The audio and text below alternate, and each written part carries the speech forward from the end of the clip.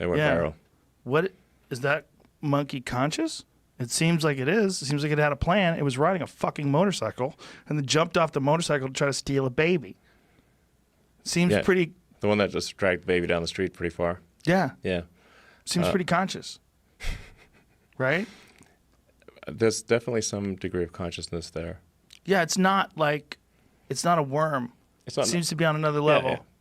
Yeah. And it's going to keep going. And that's the real concern when people think about the potential future versions of human beings, especially when you consider symbiotic relationship to artificial intelligence, it will be unrecognizable. That one day we'll be so far removed from what this is. We'll look back on this the way we look back now on, simple organisms that we evolved from. And then it won't be that far in the future that we do have this view back.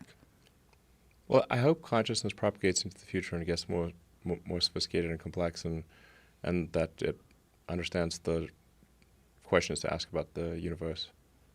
Do you think that's the case? As a human being, as yourself, you're clearly trying to make conscious decisions to be a better version of you, right? This is the idea of like getting rid of your possessions and realizing that you're trying to, like, I don't like this. I will try to improve this. I will try to do a better version of the way I interface with reality. That this is always the way things are. If you're moving in some sort of a direction where you're trying to improve things, you're always going to move into this new place where you look back in the old place and go, I was doing it wrong back then. So this is an accelerated version of that, a super accelerated version of that. I mean, you don't always improve, but you can aspire to improve. You can aspire to be less wrong. Yeah. This is like, I think the tools of physics are very powerful. Like, just assume you're wrong and your goal is to be less wrong. I don't think you're going to, if you succeed every day in being less wrong, but, if you're going to succeed in being less wrong, most of the time you're doing great. That's a great way of putting it. Aspire to be less wrong. Mm-hmm.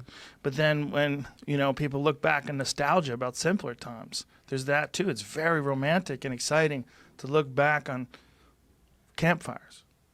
But you can still have a campfire. Yes. Yeah. But will you appreciate it when you're a super nerd, when you're connected to the grid and you have some skull cap in place of the top of your head and it's interfacing with the international language that the rest of the universe now enjoys communication with people? And we're... Yeah, sure. I think so. Yeah, I like campfires. I'm just worried. I mean, everyone's always scared of change, but I'm scared of this monumental change where we won't talk anymore. I mean, that thing we'll that you communicate. Just yes, but there's something about the beauty of the crudeness of language, where when it's done eloquently, it's satisfying and it hits us in some sort of a visceral way. Like, that person nailed it. I love that they nailed it. Like that it's so hard to capture a real thought and convey it in a way, in this articulate way that makes someone excited. Like you read a great quote by a wise person, it makes you excited that their mind figured something out, put the words together in a right way that makes your brain pop. Like, oh, yes. Yeah. Yes. A clever compression of a concept. Yeah. And a feeling. But the fact that a human did it, too. Yeah, absolutely. Do you think that it'll be like electronic music? Like people won't appreciate it like they appreciate a slide guitar? I like electronic music. I do, too. Yeah. Well, you make it. I know you like it. Yeah. Yeah. Yeah. I mean, I hope the future is more fun and interesting, and we should try to make that